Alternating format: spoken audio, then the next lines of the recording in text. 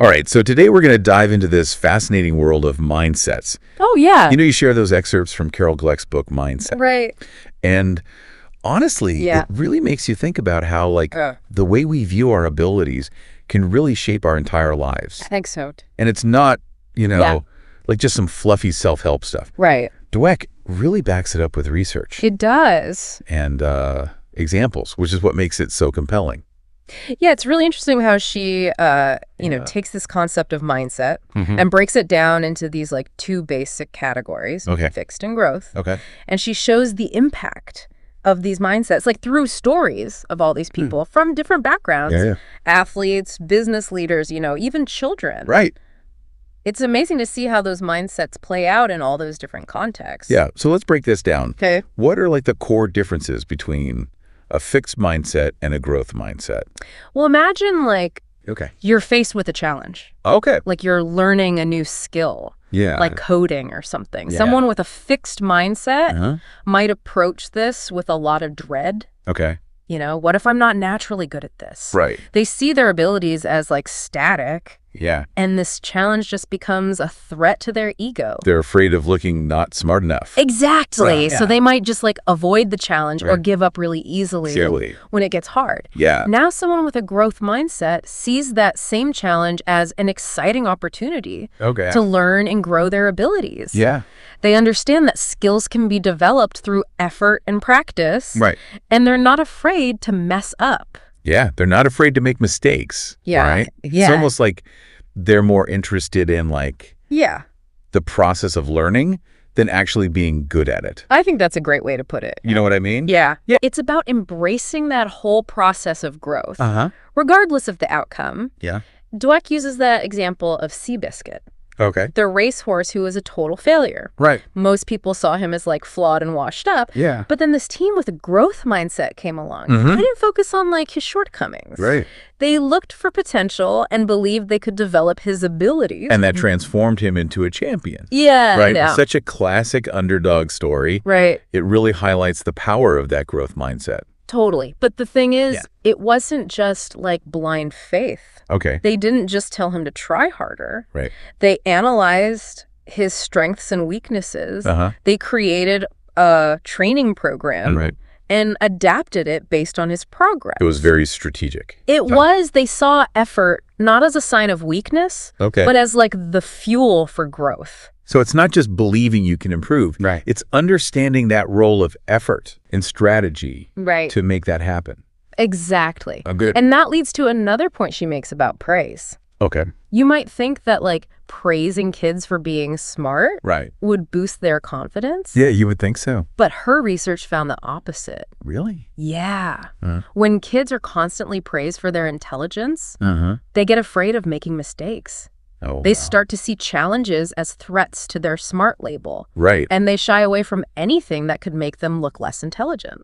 Wow. So instead of fostering a love of learning, it creates a fear of failure. Yeah, it's really counterintuitive. It is. But when you think about it, it makes sense. Yeah. These kids are being praised for a fixed trait. Right. Their intelligence, not their efforts or strategies. Okay. So when they hit a roadblock, they don't know how to cope. Right. If I have to work hard at this, maybe I'm not so smart. Right. That kind of thing. Wow. So what kind of praise should we be giving then?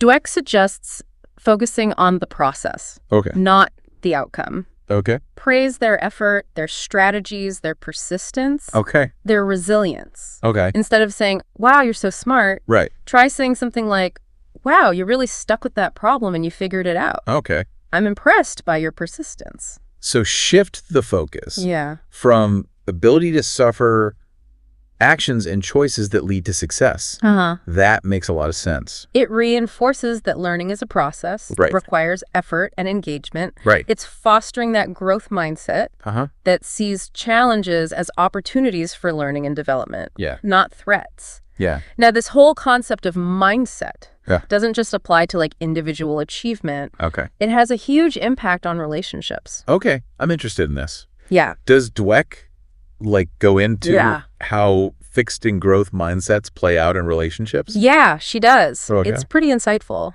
She says fixed mindsets can sabotage relationships.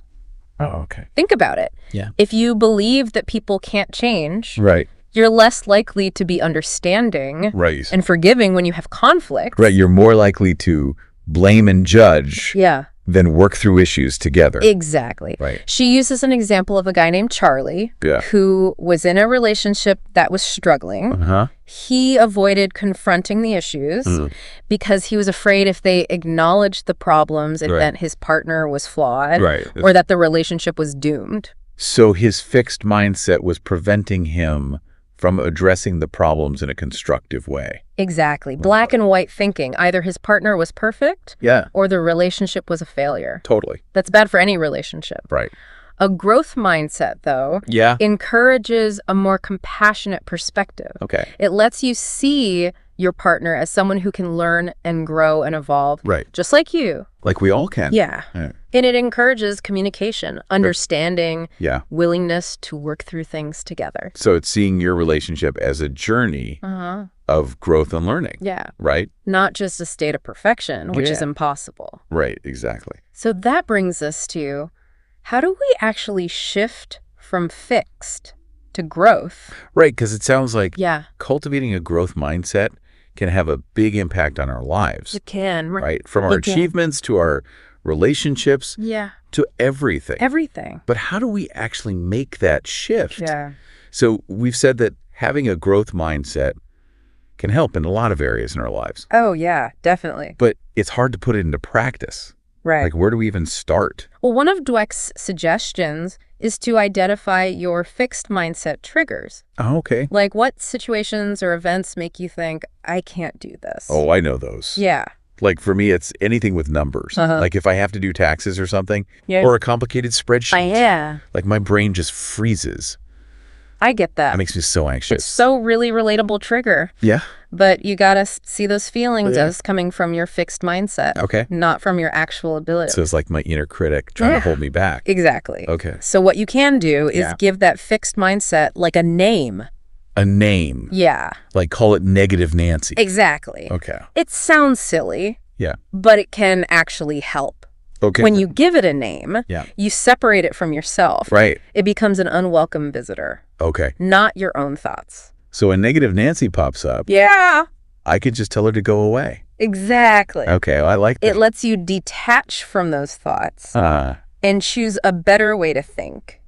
Okay, so once I've identified those triggers and I'm dealing with that voice, then what? Then you start to embrace challenges. Okay, that's where it gets hard. I know. Because then you have to go outside your comfort zone. It can be scary. It can be. But that's where you really grow. Okay. The growth mindset needs challenge. Okay. It's looking for chances to learn new things. Right. To test your limits. But what about being afraid to fail? It's natural to be afraid. Yeah. But a growth mindset helps you see it differently. Right. You don't see failure as like a sign you're not good enough. Right. You see it as part of learning. I've heard every master was once a disaster. That's a good one. Yeah. It means you can't avoid mistakes, but they help you. So it's about learning from your mistakes. Yeah. And using them to get better. Exactly. But that's harder to do than to say. It is. So how do we change how we think about failure? One thing is to focus on the process. Okay. Not just the result. So not dwelling on the fact that I messed up. Right. Okay. Ask yourself, what did I learn? How can I use that next time? So making it a learning experience. Exactly. But even with a growth mindset, we'll still have self-doubt. Oh, for sure. You'll still get discouraged. Of course. Yeah. A growth mindset isn't about never doubting yourself. Right. It's about knowing when those fixed mindset thoughts come up. Okay. And then challenging them. So it takes practice. It does. Dweck talks about how these mindsets show up in different areas. Yeah. Like in sports. Right. And in business. Yeah. And in parenting too. Yeah, let's look at those examples and see how it works in the real world. Perfect. Let's start with sports. Okay. How does mindset affect athletes? Dweck uses some great examples from sport to show the difference between the two mindsets. Okay. She talks about Michael Jordan. Oh, yeah. Even though he was naturally talented, he was known for working really hard. Yeah. And always wanting to improve. You'd think someone so talented wouldn't need to work that hard. But it seems like the best athletes are the ones who combine their talent with that commitment to growth. That's exactly what Dweck says. Yeah. She compares Jordan with Billy Beane. Okay. He was a baseball player. He was supposed to be amazing. Okay. He had all the physical talent. Right. But he didn't have the mental toughness. So he couldn't handle setbacks. Right. And criticism. Yeah. That must have been frustrating. It was. Yeah. And it stopped him from being as good as he could have been. Wow. Dweck says his fixed mindset made him avoid challenges. He was afraid to fail. Right. And eventually he gave up. That's so different from Jordan, who seemed to thrive on challenges and use setbacks to push himself harder. Exactly. Yeah. Dweck says that difference in mindset is what makes some athletes truly great. Not just good, but great. Right. It's not just about physical skills. It's mental toughness and believing you can grow. It's seeing everything as a chance to get better. Every practice, every game, every challenge. Doesn't matter the outcome. It's a chance to learn. Exactly. And that's not just for professional athletes. No. It's for anyone. Yeah.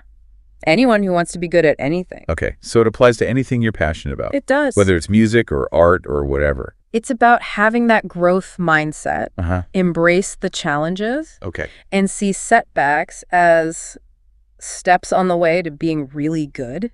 Okay, let's talk about business now. Okay. How does mindset work in a corporate setting? Dweck says mindset is really important for leaders. Okay. She says leaders with fixed mindsets create bad work environments. How so? They just want to prove they're better than everyone else. Oh, wow. They surround themselves with people who always agree with them, and they don't want to hear any feedback. So they're not encouraging growth or collaboration. No, they're just protecting themselves. Yeah, that sounds like it would hurt the whole company. It does. It stops creativity. It discourages people from taking risks. Yeah. And it keeps the company from growing. So what does a good leader look like? Dweck talks about Jack Welch. Okay. He was the CEO of General Electric. He was really focused on helping employees grow. Okay. And he was open to change. He learned from his mistakes. So he wasn't afraid to admit when he messed up. No. And he actually asked for feedback. Yeah. Even if it was negative. He did. That's interesting. He built a culture of learning at GE. And it was really successful. Wow. So that's like proof that a growth mindset works for leaders. It is. Yeah. And it's not just CEOs. Right. Anyone in a company can benefit from it. Okay, so anyone who wants to learn new skills. Yeah. Or get promoted. Or help their team. No matter what their job is. It makes them more valuable. That's a good point. Yeah. One area where mindset seems super important is parenting. Yeah. Dweck talks about how parents' mindsets shape their kids. Right. It goes back to what we said about praise. Right. It's better to praise kids for trying hard than to just say they're smart. Because that makes them afraid to make mistakes. Exactly. Right. You want to help them love learning. Yeah. And believe they can get better through hard work. Dweck also says parents shouldn't have fixed ideas for their kids. Right. Like pushing them into a certain career or trying to make them be a certain kind of person. Right. That can really hurt them. Yeah. It takes away their own motivation. Instead, we should let them be curious. Yeah. Let them try new things. And see challenges as chances to grow. But kids are always watching us. They are. Yeah. They learn from our attitudes. So if we want our kids to be resilient and curious, we have to show them those things ourselves. Exactly. We have to embrace challenges and learn from our mistakes. And show them that growth never stops. That's Dweck's main message. A growth mindset is something we develop our whole lives. It doesn't matter your age or background. Yeah. The benefits are huge. They affect our achievements, our relationships, even our parenting. Our whole well-being. So understanding mindset can really change our lives. It can. Okay, so we've talked a lot about mindset. We have? From the different types of mindsets to how they affect us. Yeah, in sports, in business. They're everywhere, really. Yeah, but it's one thing to understand it and another to actually use it. Right, like how do we actually make that change? Exactly, like we need a plan. Dweck actually gives us some steps we can take. Okay, perfect. So what's the first step? Well, she says, start by noticing your fixed mindset triggers.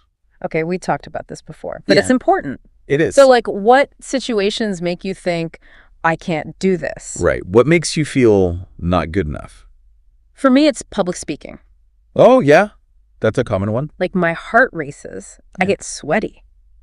I get it.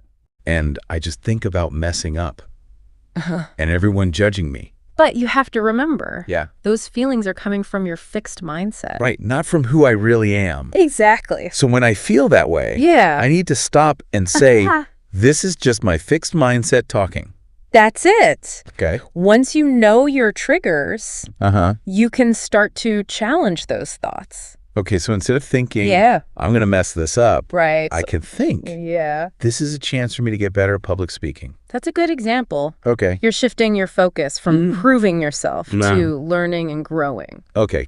Dweck also has another suggestion. Oh, yeah. That seems kind of weird. It does. She says, give your fixed mindset a name.